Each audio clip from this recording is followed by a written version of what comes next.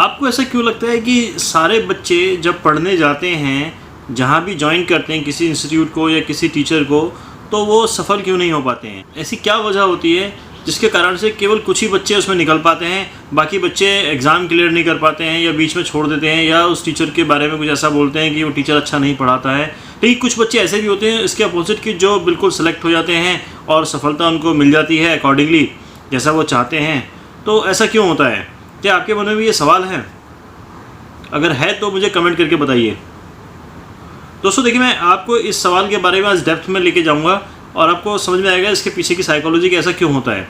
देखिए, मैंने एक चीज़ बड़ा ऑब्ज़र्व की है। मुझे लगभग रोज़ 2-4 बच्चे मुझे ज्वाइन करते हैं और अपनी प्रॉब्लम डिस्कस करते हैं।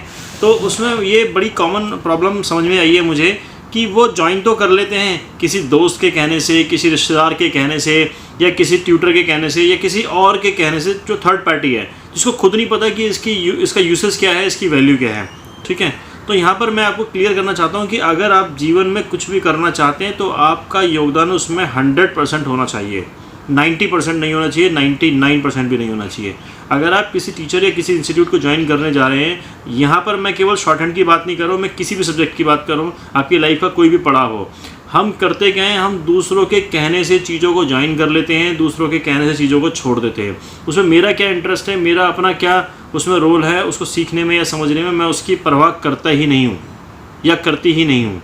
ठीक है, तो इस पर थोड़ा सा आपको फोकस करने की ज़रूरत है कि अब मैंने आपको बोला कि XYZ बुक अच्छी है, तो आपने XYZ बुक खरीद लिया। आपने उसमें आपने देखने की कोशिश करी कि वो सही में एक्चुअल में सही है या नहीं है। आपने खरीद तो नहीं, खरीदने उसको पढ़ना भी शुरू कर दिया, लेकिन उससे पहले जो आपके पास ऑलरेडी बुक्स थी, वो बुक्स आपकी ऑलरेडी बहुत अच्छी बुक्स थी। ठीक है, अभी होता क्या है कि जब भी मैं किसी परेशानी में फंसता हूँ तो मैं करता क्या हूँ कि मैं अपने समकक्ष लोगों से ही उसके बारे में पूछता हूँ। आपने एक चीज़ कॉमन और फेस की होगी कि आजकल लोगों का बड़ा एक कॉमन क्वेश्चन है कि सर मेरे बच्चे तो मेरी बात मानते ही नहीं हैं, मेरे बच्चे तो अपनी मनमानी करते हैं। ऐसा क्यों होता है? देखिए, इसके पीछे एक बहुत बड़ी साइकोलॉजी है। ऐसा इसलिए होता है कि बच्चे जो हैं अपने माँ बाप से अपनी सारी बातें शेयर नहीं करते हैं। जब भी वो कभी किसी प्रॉब्लम में फंसते हैं जिसका आंसर उनके पास नहीं होता, अपने माँ बाप से पूछने की बजाय वो किसी ऐसे अपने दोस्त से पूछते हैं जो उसी की उम्र का है और उसी के जितनी उसकी मेमोरी है। तो अब जब मेरी प्रॉब्लम ये है तो क्या इसका सॉल्यूशन उस बच्चे के पास होगा? बिल्कुल नहीं होगा। तो यही प्रॉब्लम है कि हम लोग भी इसी डिलेमा में फंसे हुए हैं कि किसी ने बोल दिया कि शॉर्ट हैंड अच्छी है तो मैंने शॉर्ट हैंड ज्वाइन कर लिया, किसी ने बोला नहीं मैथ्स अच्छा है तो मैंने मैथ्स ज्वाइन कर लिया, किसी ने बोला कि वहाँ मैथ्स का टीचर अच्छा पढ़ाता है तो मैंने उसको ज्वाइन कर लिया। मैंने अपने बारे में बिल्कुल नहीं सोचा कि मैं किस में अच्छा हूँ।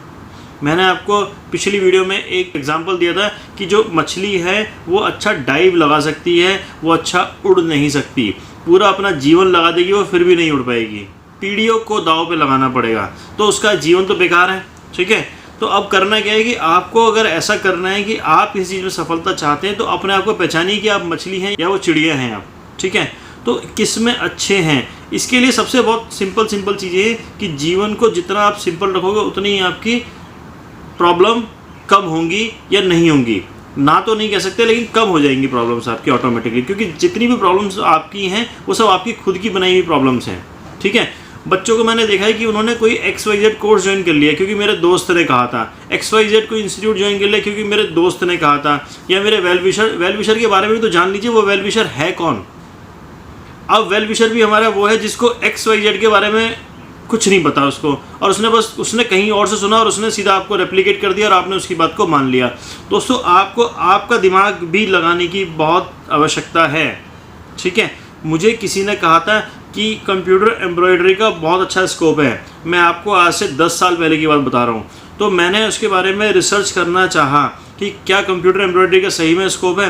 पहले एम्ब्रॉयडरी जो होती थी वो पहले मशीन से होती थी, मैनुअली होती थी कि एक आदमी एक पीस को एम्ब्रॉयडरी करता था। ठीक है, हाथ से करते थे, मशीन से करते थे। लेकिन उसके बाद एक नई टेक्नोलॉजी आई जिसको बोलते हैं कंप्यूटराइज्ड एम्ब्रॉयडरी, कि एक ही बार में 10 पीस निकाल देना, 20 पीस निकाल देना, 50 पीस निकाल देना एक ही बार में। ठीक है, अब इसके अंदर किसी ने मुझे कहा कि बहुत ज़्यादा स्कोप है, तो मैंने उसकी बात को बिल्कुल माना कि हाँ अच्छा स्कोप है। तो मैं उसके बारे में गया और मैंने उसके बारे में पहले सवाल जवाब अपने पूरे किए कि कितना स्कोप है, कितना स्कोप नहीं है, इसमें मैक्सिमम सैलरी कितनी मिलती है और उसमें प्रमोशन के चांसेस क्या क्या हैं, क्या मैं अपना मशीन लगा सकता हूँ तो मुझे क्या क्या चीज़ ज़रूरत होगी इसके लिए। उसके बाद मैंने डिसाइड किया कि नहीं, ये काम मेरे लिए नहीं है, क्योंकि उसमें जितना इन्वेस्टमेंट था, return on investment that is called ROI। मैं अपना टाइम भी उसमें इन्वेस्ट करूँ, अपना पैसा भी इन्वेस्ट करूँ और अपने फ्यूचर को भी मैं इन्वेस्ट करूँ उसमें, क्योंकि मैं फ्यूचर में कुछ और नहीं कर पाऊँगा। अगर मैं एक बार उसके अंदर डेडिकेटेड हो गया तो इसमें 1 साल 2 साल 5 साल कुछ भी लग सकता है, ठीक है। अब इसके लिए मुझे करना क्या होगा, मेरे को उसमें मेरे जितने भी सवाल हैं मुझे किसी एक्सपर्ट से पूछने पड़ेंगे जो ऑलरेडी उस इंडस्ट्री में है, जो उस इंडस्ट्री में ऑलरेडी कुछ हासिल कर चुका है। तो मैंने यही अपने सारे सवाल मैंने उन लोगों से पूछा जो ऑलरेडी रनिंग में हैं, जो उस तरह की कंप्यूटराइज एम्ब्रॉयडरी के या तो ऑनर हैं या वहाँ पर एक अच्छे वर्कर हैं। तो मैंने एक बात पाई उनसे, मेरे को समझ में आई एक बात कि यहाँ पर मैक्सिमम सैलरी जो है 10,000 है, इससे ज़्यादा नहीं मिलेगी। उसके बाद मैंने देखा कि इसके बाद क्या स्कोप है। उसके बाद स्कोप ये था कि आपको 3 4 5 मशीनों को हैंडल करना पड़ेगा, तब आपकी सैलरी कितनी होगी, मैक्सिमम सैलरी 25,000, ठीक है। तो मेरे दिमाग को क्लियर इंस्ट्रक्शन मिल गया कि नहीं, this is not your cup of T, क्योंकि मैं इसको नहीं कर सकता, क्योंकि इसमें स्केलेबल की चांसेस ही नहीं है और कंपटीशन, इतना कंपटीशन है कि हर दूसरा आदमी मशीन लगाने के लिए तैयार है, ठीक है। तो इसलिए मैंने उसको स्किप कर दिया। मैं आपको ये कहानी इसलिए सुना रहा हूँ क्योंकि दोस्तों ये आपके लिए भी बहुत इंपॉर्टेंट है। अभी क्या है कि बच्चों के सवाल क्या हैं कि मैंने किसी को बोला कि आपको ऐसे पढ़ना है, ऐसे नहीं पढ़ना, वो ऐसे पढ़ना है उसी के पीछे फोकस करके बैठा हुआ है, ठीक है। मैंने उसको बोला कि ऐसे नहीं पढ़ना, अरे भाई जो ऐसे पढ़ना है उसी पे काम करना है ना, आपको ऐसे नहीं पढ़ना उस पर क्यों फोकस कर रहे हो आप। मैंने किसी बच्चे को बताया कि आपको ऐसे पढ़ना है, ऐसे नहीं पढ़ना, लेकिन वो बच्चा ऐसे नहीं पढ़ना पे ही फोकस लगा करके बैठा है, ऐसे पढ़ना है पर फोकस नहीं लगा के बैठा हुआ। अब इससे प्रॉब्लम क्या होगी, ऐसे पढ़ना है पे अगर आप फोकस लगाओगे तो आपको रिजल्ट अच्छे मिलेंगे, क्योंकि मैं आपको कुछ बता रहा हूँ तो I am something in the same industry जिसकी आप तैयारी कर रहे हैं, that is called short hand, ठीक है। लेकिन आपको ऐसे नहीं करना ये बताया, ये मैंने अपने एक्सपीरियंस से बताया। अब लेकिन आप मुझे पूछने बैठे हैं कि सर मेरे को जहाज़ चलाना है, तो जहाज़ चलाने की ट्रेनिंग तो मैंने नहीं ली ना, मैं उसके बारे में आपको कुछ नहीं बता सकता मैं आपको। बट हाँ, कुछ चीज़ें हैं, कुछ साइकोलॉजी हैं जिसके बारे में मैं बात कर सकता हूँ कि आपको प्रैक्टिस रेगुलर करनी है, आपको इंस्ट्रक्टर को सुनना है, इंस्ट्रक्टर की बात माननी है या उसकी बात नहीं माननी, क्योंकि ये सारी चीज़ें कॉमन हैं। लेकिन अब टेक्निकली बात करें तो वो पॉसिबल नहीं है। तो इसलिए अगर आपकी समस्या है किसी भी प्रकार की तो आप उसी फील्ड के एक्सपर्ट से पूछिए, ठीक है। अब आप पढ़ाई में आपको याद नहीं हो रहा है तो किसी टीचर से पूछिए। अब आपको लग रहा है कि खेल अच्छा नहीं कर पा रहे तो खेल के टीचर से पूछिए, ठीक है। आप क्रिकेट खेलते हो तो क्रिकेट के टीचर से पूछिए, आप फुटबॉल खेलते हो तो फुटबॉल के इंस्ट्रक्टर से पूछिए।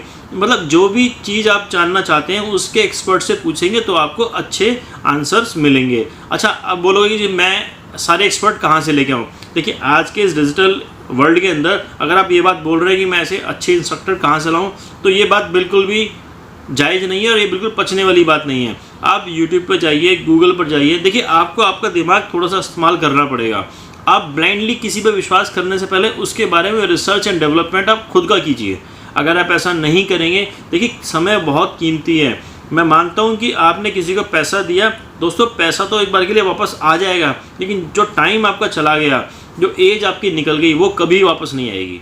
इसलिए मैं आपको बोल रहा हूँ कि आपको जो भी काम करना है पूरी तरह से फोकस होके करना है। और फोकस कब करना है, पहले आपके जितने भी सवाल हैं वो सारे सवाल क्लियर कर लीजिए, जितने भी डाउट्स हैं आपके, क्योंकि उसके बाद आपकी ट्यूनिंग, क्योंकि आपके पास तो सवाल बचे नहीं, अब आपके टीचर की और आपकी ट्यूनिंग बहुत अच्छी हो जाएगी। और ट्यूनिंग जहाँ अच्छी, क्योंकि टीचर ने बोला दिन है तो दिन है, उसने बोला रात है तो रात है, ठीक है। दिन है तो दिन है, रात है तो रात है, मतलब आपको बिल्कुल आपकी साइकोलॉजी को बिल्कुल मैच कर देना है। उसने बोला कि 2 घंटे पढ़ना है दिन के अंदर, तो आपको 2 घंटे पढ़ना है।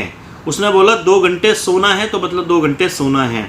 आप उस इंस्ट्रक्टर जिसको आप पैसा दे रहे हैं, जिस पे आप ट्रस्ट कर रहे हैं, क्योंकि आपके जितने भी सवाल थे वो तो आप इससे ऑलरेडी पूछ ही चुके हैं ना, और ये उसके सारे जवाब आपको दे चुका है। अगर आप जो है हैप्पी हैं इसके दिए गए आंसर जितने भी थे, तो आप इस टीचर को ज्वाइन कीजिए।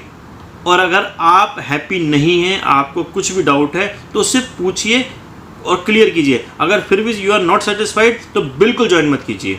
क्योंकि अगर आप ज्वाइन कर रहे हैं तो आप आपका समय और पैसा दोनों बर्बाद कर रहे हैं।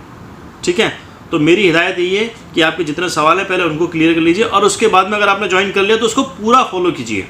अगर उसने 2 महीने बोला तो 2 महीने उसको कम से कम फॉलो तो कीजिए ना, तभी तो आप उसको कुछ कह पाएंगे। लेकिन आप कर क्या रहे हैं, आप मिस्टेक वही कर रहे हैं कि आपने पूरी बात सुनी नहीं, और ना आपने अपने सवाल पूछे, किसी के कहने सुनने से आपने उसको ज्वाइन कर लिया, और बाद में आप डिलेमा में फंस गए। और आप 100% उसको छोड़ेंगे, आप उसमें सफलता कभी भी हासिल नहीं कर पाएंगे अगर आपकी ट्यूनिंग अच्छी नहीं बनेगी। क्योंकि इस फील्ड के अंदर इंपॉर्टेंट पर्सन तो ये है ना, आप तो नो सीखिए हैं, यू आर नो वाइज, आपको कुछ नहीं पता। आपको जो ये बताएगा वही आपके काम की बात है। और आप R&D में जाएंगे, R&D अब इसके अगेंस्ट करेंगे, रिसर्च एंड डेवलपमेंट। तो दोस्त, जितना इसका तजुर्बा है ना, इतना लेने के लिए आपको इसकी ज़िंदगी, जितना समय इसने दिया आपको उतना समय देना पड़ेगा। ठीक है, और उतना समय दोगे तो फिर आप करियर में सेट कब होगे? फिर आप ऐसे ही झूलते रह जाओगे और फिर बोलोगे कि टीचर भी बेकार था, ये कोर्स भी बेकार था, ये ज़िंदगी बेकार है। ठीक है, तो इस डिलेमा से बाहर निकलो और थोड़ा साइकोलॉजी पे काम करो और सफलता आपको ज़रूर मिलेगी। ठीक है दोस्तों, आशा करता हूँ कुछ आपको इस वीडियो से ज़रूर मिला होगा और आपको समझ में आया होगा। और इस वीडियो को अगर अच्छा लगा है तो ज़रूर लाइक कीजिए, कमेंट कीजिए और शेयर कीजिए अपने दोस्तों के साथ जहाँ लगता है कि आपको ज़रूरत है शेयर करने की। ठीक है, thank you very much, bye bye, take care.